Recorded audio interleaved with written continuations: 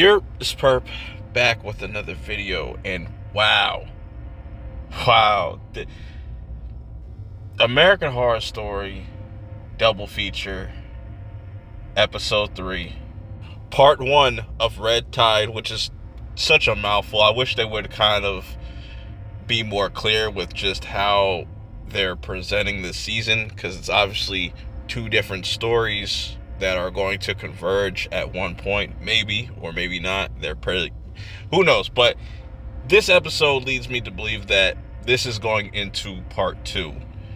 I don't know how everything's going to end, but let's get into it. Before I get into this, hit that like button if you liked this episode, and hit the like button if you didn't like this episode. So either way, you hit the like button, subscribe if you're brand new, check out the link in the description below where all my other American Horror Story content.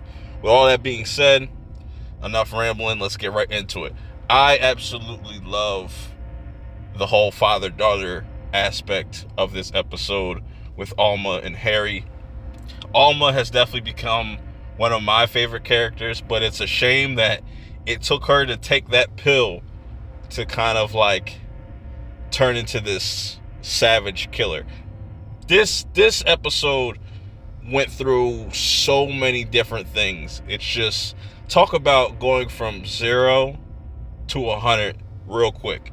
So the episode pretty much opens up and we get a lot of moments of Alma kind of having these urges, but Doris kind of gets herself out of the way, gets herself out of the house because she almost has an accident. The cops are asking a whole bunch of questions, specifically to Harry, because he's new in town, and all these people are showing up dead, and they're trying to figure out who is the source of this, like what is going on. So I'm drawing a blank on her name. Adina Porter's character, the police chief. I'm calling it right. Well, I kind of called this that, you know, every time she plays a cop, she ends up dying, and she definitely got just got murked in this. But we'll get into that. So like I said, I like the whole Alma and Harry interactions, like him kind of figuring out like really quick that, man, she must have took one of these pills. But Doris doesn't know this. All she knows is that she tried to like eat an animal and whatnot, which is not normal for a kid to do. I forget what her age was in this, but she's very smart for her age. That's why I said, like, she says some things in here that are just like man, whoever wrote the dialogue in this episode, bravo, because that shit had me rolling all the way through, especially when we get introduced to Ursula. Even though we've seen her in previous episodes, I think we saw her in the first episode or even in the second episode. I don't really remember off the top of my head, but she comes down to just, you know, check up on Harry and stuff, and she gets interest into the town. She has interest in the town and whatnot, and about this pill, because she ends up stumbling upon the same bar that Harry did and meeting Bill and Austin, meeting Mickey. Mickey also has a lot more to do in this episode, which I'm glad that they're giving Macaulay Culkin a lot more to do than just being like a side character. He's actually a part of the actual story. So I'm wondering how far they're going to take his whole arc as far as his interaction with Ursula. And I like their conversation that they have at the bar when they're just talking about Hollywood and how bullshit people are, and just, you know, all Ursula cares about is this pill, and she wants to get the source. She really shows in this episode how cold she is, because there was at one point in this episode where Mickey goes to steal the pills from Belle in Austin's house, and I do like the little detail on their house that it says 665, not 666. That's pretty funny. So Mickey goes to their house to steal the pills to bring it back to Ursula, but gets kind of caught up with this guy at the beach and gets into a fight with him and starts to drink from him and stuff and whatnot. It almost came off like a random fight. Like, Mickey really stood no chance. He was getting his ass whooped, but, like, you know, he had to kind of fight dirty, throw sand in the dude's face. But so that leads to Belle popping up at his house and pretty much saying, you know what, since you stole from me, you owe me now, and I want, you know, a percentage of all the people that you killed now, or something like that. But then she kind of like puts a hit out on Ursula, but that kind of backfires, because when Mickey goes to kill Ursula, he kind of stops, and, you know, she isn't really fazed or even scared at all, which is really kind of weird.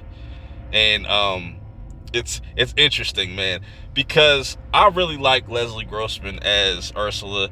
She really plays these types of characters very well. I think this is a perfect fit for her, and she kind of, you know, uses this whole opportunity as leverage. It's like, yo, if you kill me, then, you know, you're not going to be able to get none of your stuff out or anything, but you will take me to the source. And then this is where we get introduced to Angelica Ross's character, the chemist. That's all that she's called, is the chemist. We'll probably see her later on, and I still believe that the pills are connected to the aliens somehow, because they even get name dropped also in this episode, which was interesting, and I feel like that's going somewhere. But there's so much that went on in this episode, so that fails. So she ends up going to the chemist, and the chemist don't even like Ursula because of how her attitude is, and how she doesn't really care about people and not. She just sees dollar signs, pretty much. That's all. So the chemist tells Belle and Austin, like, look, you gotta get rid of this chick. You gotta kill her. I don't care. If you don't, I'm gonna cut y'all off completely. So this is the plug. So things are gonna get interesting. And I also like in this episode that we see Harry doing all that he can to kind of be there for his daughter. Because at first he was like, I don't like you doing this, but then he's taking more pills, which she sees this and kind of takes advantage, because that's daddy's little girl and stuff, so she's pretty spoiled.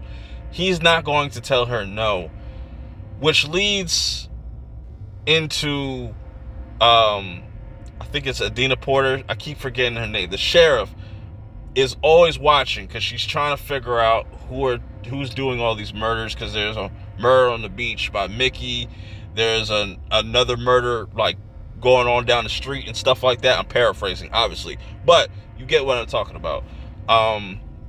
She goes and thinks that Alma is just this innocent little girl, tries to talk to her, because all this whole episode started with her trying to just get her down to the police station to answer some questions and stuff like that, which you can't really do that to a child, man, without the parents being there. So I don't know why cops try to do that.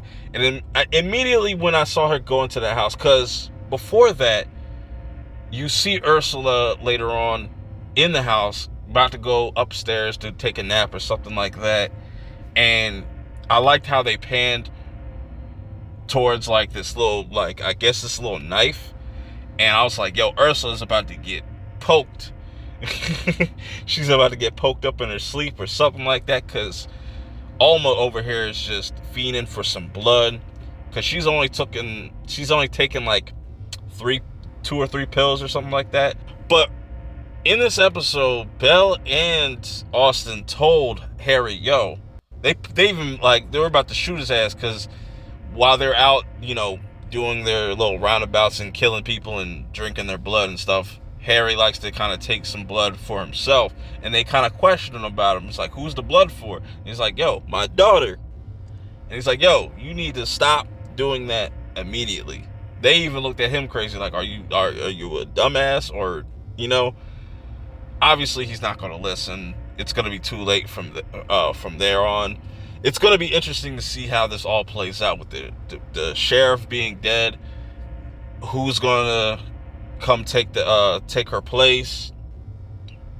How is he going to get out of this? How is Harriet going to get out of this? How is Doris going to react to this when she comes back from the hospital, because she's there for a couple of days? So she could pop up next episode, or I'm expecting her to pop back up in like episode 5 or something like that. But let me know how you guys feel about this episode. If I missed anything, let me know. What was some of your favorite moments? What was your least favorite? Let me know in the comments below. Till next time, I'm out. Peace.